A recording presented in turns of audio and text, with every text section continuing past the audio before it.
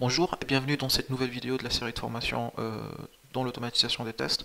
Donc précédemment, on avait mis en place l'architecture de notre projet, notre framework. On avait vu ensemble l'importance des hooks et pourquoi, ou bien l'utilité des hooks dans la gestion du test, c'est-à-dire toutes les étapes qui se font et s'exécutent de la même manière au début et à la fin de chaque scénario. Et dans cette vidéo, on va mettre en place et appliquer le Page Object Model. Donc pour commencer, vous vous rappelez, on avait créé une classe Google Search Page au niveau du package Page Object. Donc c'est à l'intérieur de cette classe-là qu'on va essayer d'identifier nos éléments de page. Donc c'est avant de faire ça, je vais récupérer toute la partie des éléments, donc toutes les actions que j'ai effectuées sur la page web, je vais juste les mettre ici en commentaire pour les avoir à côté. Et donc là, on va commencer à appliquer le Page Object Model. Déjà, pour ceux qui ne connaissent pas le Page Object Model, c'est un peu ça. Basiquement, c'est ça. C'est-à-dire que si on n'utilise pas le Page Object Model, on aura une classe avec l'identification des éléments, les méthodes qu'il faut utiliser avec les éléments de la page et en même temps le test. C'est-à-dire c'est ce qu'on avait réellement auparavant. C'est-à-dire on avait une seule classe qui était le Google Search Step Definition et à l'intérieur on faisait à la fois l'identification des éléments, les méthodes et le test. En gros, c'était un peu un test linéaire qui va de bout en bout sans vraiment faire appel à d'autres classes externes. Alors l'avantage, bien le désavantage, pardon, d'utiliser ça, c'est imaginer que vous utilisez ou que vous faites appel à notre objet, par exemple la barre de recherche Google, et qu'on fasse appel à cette barre-là à travers plusieurs tests. Et imaginons dans un scénario que cette barre-là, ou bien l'identifiant de cette barre-là a été modifié. Dans ce cas, il va falloir parcourir tous les tests où on a fait appel à cet élément et la modifier à chaque fois. Donc ça, c'est un coût de maintenance qui est très très élevé et voilà qui va rendre plein de tests, des tests qui seront à fail à cause d'une modification d'un élément de la page web, mais le test en gros normalement il devrait fonctionner. Donc c'est des faux positifs on va dire. Donc dans notre cas ce qu'on va faire, c'est qu'on va regrouper tous ces éléments, c'est-à-dire en se basant sur le Page Object Model, on va regrouper tous les éléments d'une page web et les méthodes pour les gérer dans une seule classe qu'on va appeler par exemple la classe A, dans notre cas c'est la classe Google Search Page, et on va faire appel à ces méthodes, ou bien à tout ce qu'on a utilisé ici, à travers des méthodes de test, dans une deuxième classe qui sera la classe B, et dans notre cas la Google Search Page Step Definition. Donc voilà, ou bien la Google Search Step Definition. Donc c'est exactement ce qu'on va faire ici. Donc pour identifier les éléments de page web à travers une classe externe, on n'utilise pas le même modèle, c'est-à-dire on ne va pas inclure le driver.findElement, on va utiliser une autre méthode ou bien une autre manière, c'est-à-dire les find by. Donc les find by c'est une annotation qui est disponible à travers la bibliothèque Selenium Support et à l'intérieur de ce find by on va faire appel à notre objet. Je vais juste importer la classe et là à l'intérieur je vais dire que je vais identifier mes éléments en utilisant le name. Donc à l'intérieur le name qu'on a jusqu'à maintenant c'est le culant, donc voilà. Et ici je vais donner la manière d'identifier cet élément. Donc c'est un élément qui sera identifiable dans le package, il sera statique parce qu'on aura besoin de l'utiliser et il sera du type web element. Voilà. Et je vais le nommer par exemple search bar. Donc voilà, là on sait que search bar c'est l'élément de la page qui a le nom ou bien le name culant. De la même manière, on va essayer d'identifier le bouton. Donc je vais mettre le name égal, et là c'est un ptnk, comme vous voyez ici. Et à l'intérieur de ça, je vais mettre de la même manière Selenium static web element, et là je vais le nommer search button. Voilà, donc là j'ai mes deux éléments qui sont identifiables.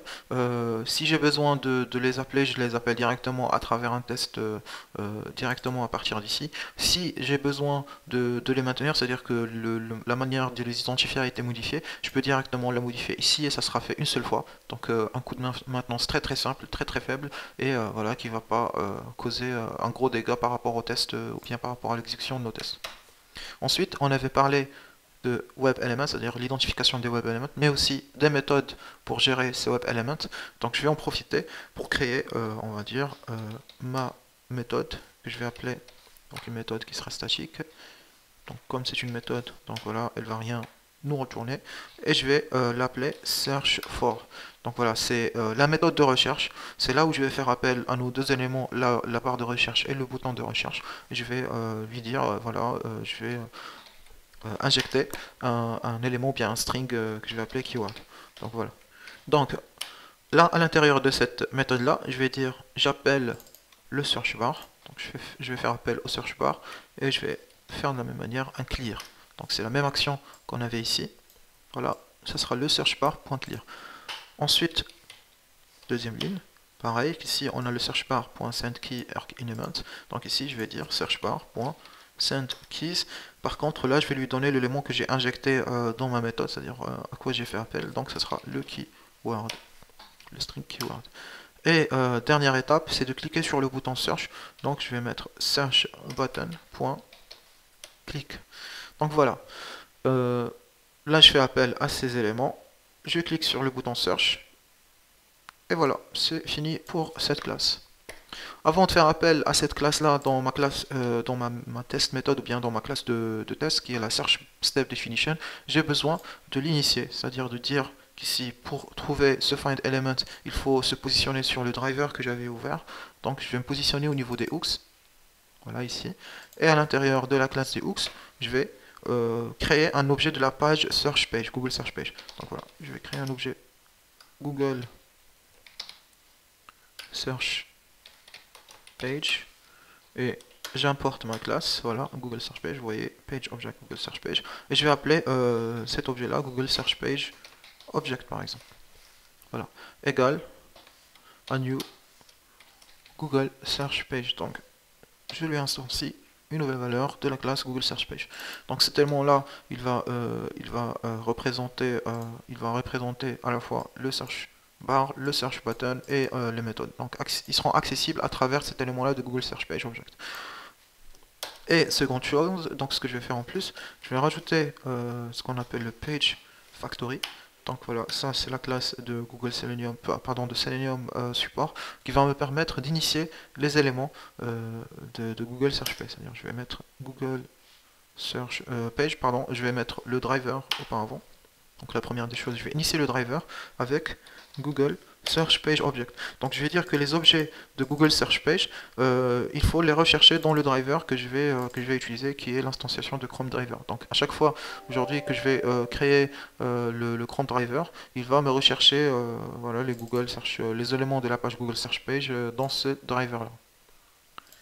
Et vous voyez ici, si je repars dans cette classe, donc je vais faire appel à cette classe là à l'intérieur de ma méthode de test, je vais faire le search for et je lui mets à l'intérieur le argument 0 comme le keyword.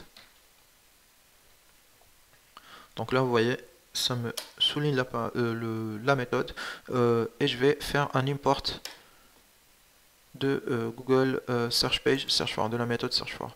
Donc voilà, là c'est très simple. Je fais appel à cette méthode qui fait appel à cet objet et ensuite à cet objet là et je vais exécuter le test. Donc on va exécuter notre test, on le lance.